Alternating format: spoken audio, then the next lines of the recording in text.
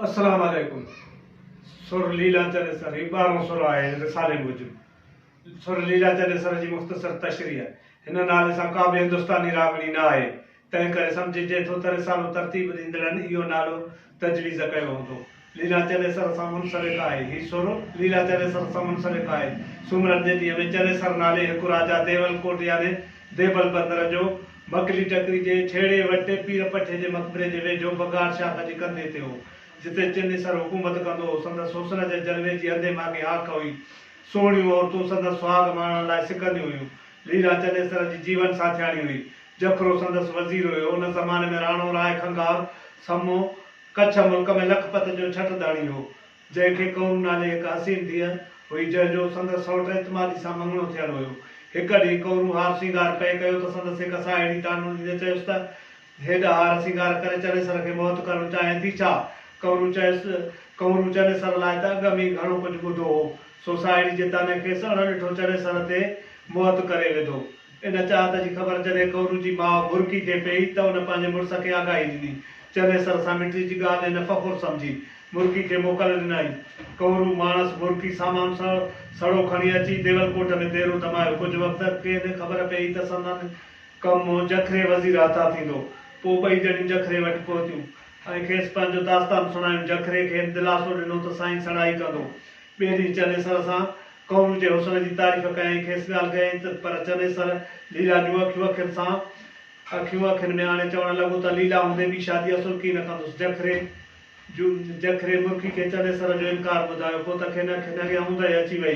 कच्छ ॾे मोटण बदिरां लीला वटि लॻे वयूं। चयऊंसि त ही ॿालियूं थी संदसि ख़िदमत करणु घुरनि थियूं। लीला संदन अर्ज़ ॻाए पंहिंजूं ॻाल्हियूं मुक़ररु कयो। कुझु वक़्त बाद हिकु राति कौरू उछक ॾेई रोइण लॻी। तंहिं ते लीला खां रोइण जो सबबु पुछियो। चयईं न मां कंदे कौरू पंहिंजो आवाज़ु शुरू कयो त साईं मूं बि तो वांगुरु हिंदोरनि में लुॾी वॾी थी आहियां। कीची में जॾहिं मोतियुनि जो हार 9 लखो हार पाए बीहंदी हुयसि त ऊंदाही में उजालो थी वेंदो हो। लीला खे हार ॾेखारण लाइ चयो। जॾहिं लीला जी चंदन हार ते नज़र पई त हिरखिजी पई। कौरू खे चवणु लॻी त इहो हार मुंहिंजे हवाले कर, उन जे बदिले जो कुझु घुरी त ॾियाई। कौरू चयसि त जे चनेसर हिकु राति लाइ मूंखे ॾी त ॾियाई।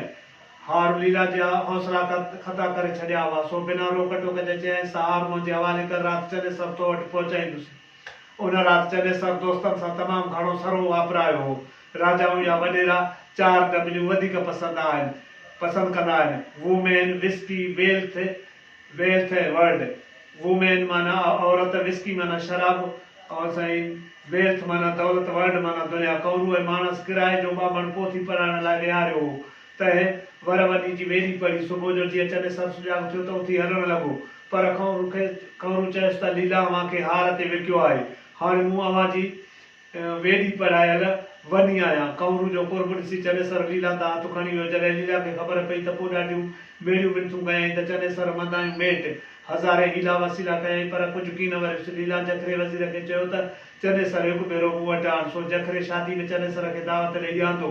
लीला वॾे लाॾ सां सींगार करे घूंघट पाए नचंदी अची चनेसर जो इस्तक़बाल कयो। जॾहिं निकाब हटायईं त चनेसर खे लीला जी लंव जा चाक चिकी पिया। उते ई दम धणी हवाले कयईं। उन वक़्तु लीला जो रूह कफ़्स अंसरी मां परवाज़ करे वियो। भरी वञी महबूब सां मेलो कयईं। सूफ़ियुनि जो अक़ीदो ऐं हक़ आहे त अलाह पाक वॾो रीसाणो ऐं गैरतमंद आहे। चनेसर गैरतमंद, लीला मां मुराद सालिक तालिब, जंहिंखे हिकु बार दीदार नसीब थियो हुजे। कौरू मां मुराद शैतान या ज़ात मथां सिफ़ात जी आज़माइश। हार माना शैतान जो कुंडो यानी दुनियावी मज़ा। लीला हार ते हिरखिजी चनेसर जी गैरत खे ललकारियो। लीला सालनि जी परेशानी रोज़ राड़े कंदे तौबा ताइब थी मरी पंहिंजे महबूब सां मेलो कयो। इन तफ़सील मां सालिक सबक़ पिराए। सरकार लतीफ़ साईं जे पाक पेरनि पुठियां हलंदे मूं बैत ऐं वायु चयूं आहिनि। उन मां कुझु हाज़ुर आहिनि। वठी वई वरियाम चए राजा रिझाए, बणे ते मोइजी वेठमि सॼण सहाय जा, पिरींदे परचाए ते तां फिदा थींदसि फ़क़ीर चए। लीला हीला करे पिरीअ खे परचाए, छॾ न दर दासरे जो पांदगी गल पाए। जो चनेसर जाम मूंसां नींहुं निभाए, पंहिंजे ॿारनि मंझि मुंहिंजो निर्मल नाम लिखाए। कौरू खे कढी इहा जाइ वरी ॾे वरियाम चए। जो हार हीअं ठार सोई सीने सूर, कांध ॾेई काय ते केॾो कयुमि कलूर। भोरीअ खे भतार जो पल पल पवे थो पूर, लीला लोभिण खे बख़्शीदो होत हज़ूर। दिलबरी जो आ दस्तूर, विली न छॾींदो वरियाम चए। वाही आहे साईं सुर लीला में चए थो मिलियो ॾुर्त ॾुहाग मणे संदे मामरे आजज़ी अदब खे ॾिनो तासे मुदाब कांध कसारो कीनाब कर आऊं थिय सभाग धिके धार करे थो लालच वारो लाभ मंझ मिठूं ॿोईअ जूं भलो थिए भाग वरी वरियाम चए सॼण ॾे सुहाग मिलियो ॾुर्त ॾुहाग मणे संदे मामरे।